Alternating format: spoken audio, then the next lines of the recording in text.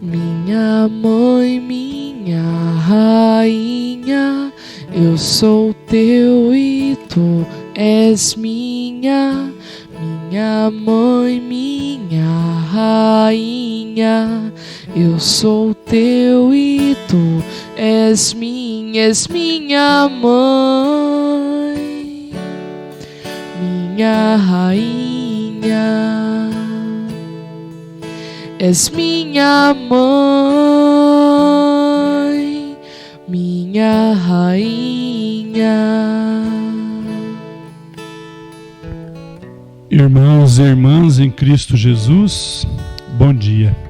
Sejam todos bem-vindos a este nosso encontro com a Mãe da Misericórdia. Hoje, quarta-feira da primeira semana do Advento, eis que o Senhor há de vir, a fim de salvar o seu povo. Felizes são todos aqueles que estão prontos para ir-lhe ao encontro. Convido a todos a nos unirmos neste momento para iniciarmos o nosso encontro através da Santíssima Trindade, o sinal que o cristão carrega desde o seu batismo. Em nome do Pai, do Filho e do Espírito Santo. Amém. Amém.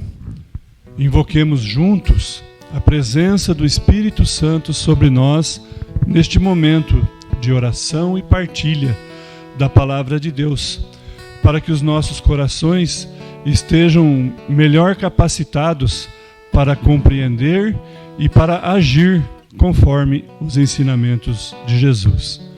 Rezemos juntos. Vinde, Espírito Santo, vinde por meio da poderosa intercessão do coração imaculado de Maria, vossa amadíssima esposa. Amém. Amém. Hoje a liturgia nos apresenta o Evangelho de Mateus, o capítulo 15, versículos 29 a 37, onde Jesus irá demonstrar toda a compaixão que os cristãos que optaram por carregar a sua cruz e segui-lo, devem ter pelo próximo. Vamos acompanhar. Evangelho de Jesus Cristo, segundo Mateus. Partindo dali, Jesus foi para as margens do mar da Galileia, subiu a montanha e sentou-se. Grandes multidões iam até ele, levando consigo coxos, aleijados, cegos, mudos e muitos outros doentes. Eles os trouxeram aos pés de Jesus, e ele os curou. A multidão ficou admirada quando viu mudos falando, aleijados sendo curados, coxos andando e cegos enxergando, e glorificaram a Deus de Israel. Jesus chamou seus discípulos e disse: Sinto compaixão dessa multidão.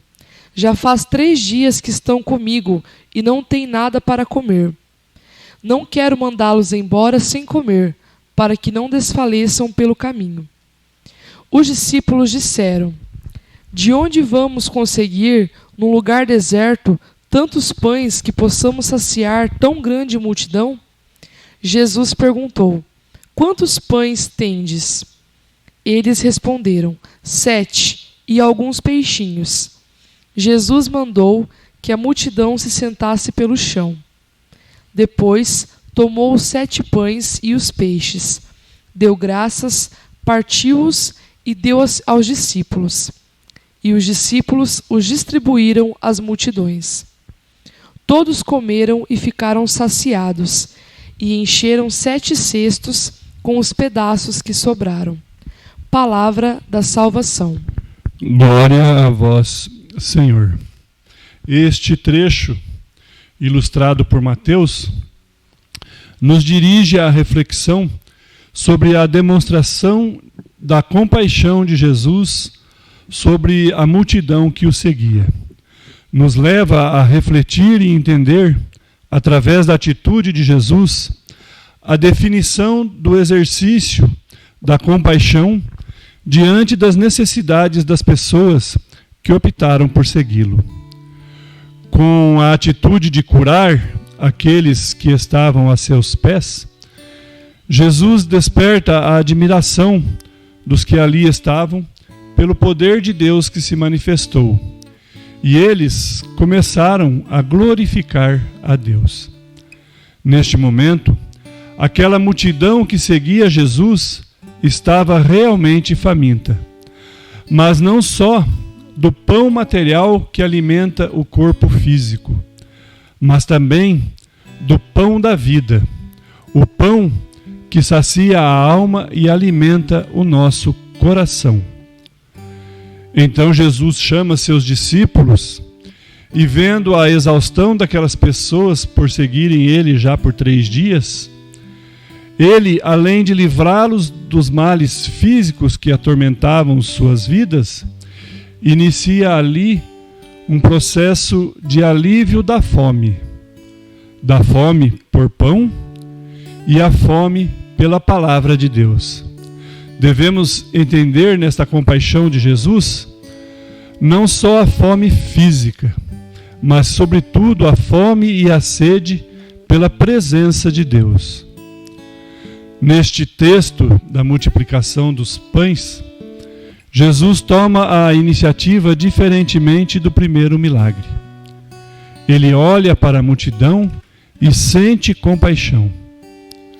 Jesus misturava facilmente e comumente com as multidões, tanto dos judeus como dos gentis, que eram considerados impuros no ponto de vista do judaísmo.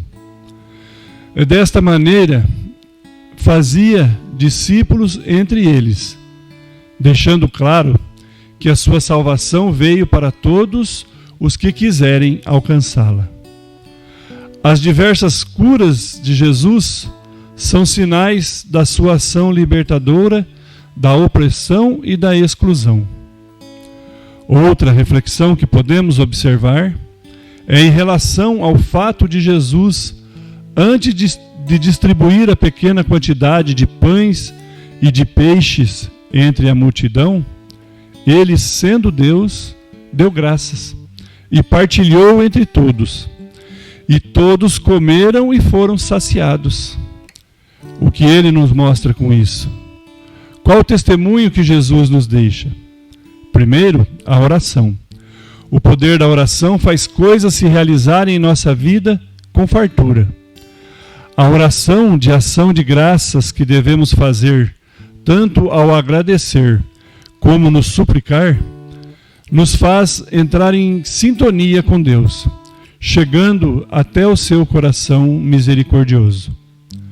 Outro aspecto é o zelo com aquilo que sobrou.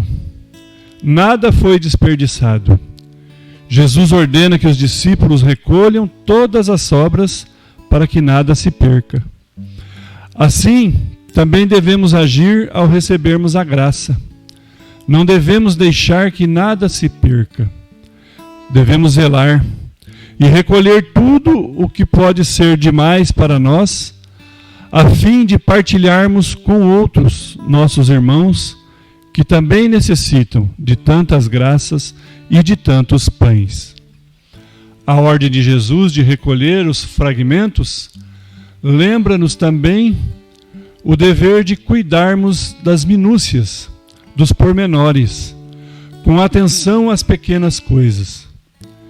E poderia ser também uma advertência à nossa civilização de abundância, de ostentação e exageros, para que se modifiquem em uma mais generosa e desinteressada no uso dos bens. Maria também nos deixou o testemunho da partilha, da confiança na providência de Deus para as suas necessidades humanas e espirituais. No Magnífica, ela também rendeu graças ao Deus que nos criou. Usou do seu ministério de intercessora para aliviar a agonia dos noivos e organizadores das bodas de Caná. Ela também não deixou que nada se perdesse. fez com que o pão da vida, que é Jesus, gerado em seu ventre, chegasse para saciar cada um dos filhos e filhas de Deus. Se dispôs a doar-se por completa a serviço do reino de Deus, deixando aberto para nós o caminho que nos levará até Deus, bastando para isso reconhecermos em Jesus a divindade do Criador, encarnado de forma humana para viver entre nós e nos redimir de nossas culpas, de nossas lepras, nossas cegueiras e tudo aquilo que o inimigo coloca em nossas vidas para nos atormentar. Busquemos com confiança a intercessão de Maria e demos graças a cada vez que oramos, suplicando ou agradecendo o amor paterno de Deus. Agora, unidos em oração, rezemos juntos como Santa Faustina a oração à Mãe da Misericórdia. Maria, minha Mãe e Senhora, entrego-vos a minha alma e meu corpo, a minha vida e a minha morte, e tudo o que vier depois dela. Deposito tudo em vossas mãos, ó minha Mãe.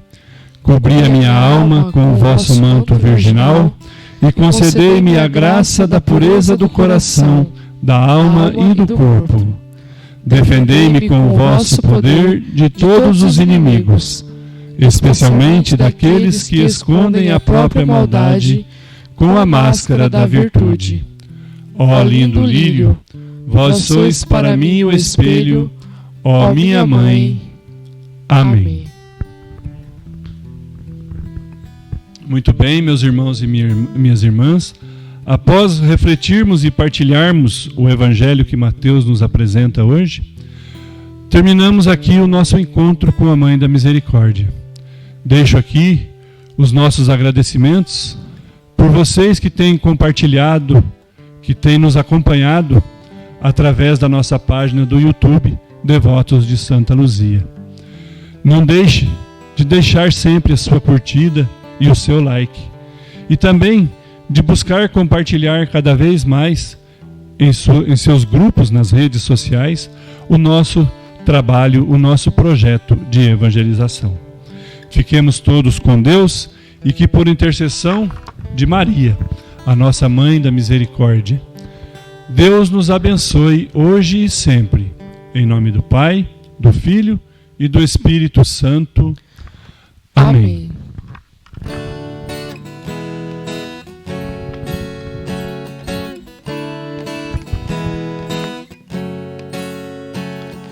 Mãe da Misericórdia, Mãe da Misericórdia, Mãe da Misericórdia, alcança de teu Filho as bênçãos para todos nós. Mãe da Misericórdia, Mãe da Misericórdia, Mãe da Misericórdia, Mãe da Misericórdia.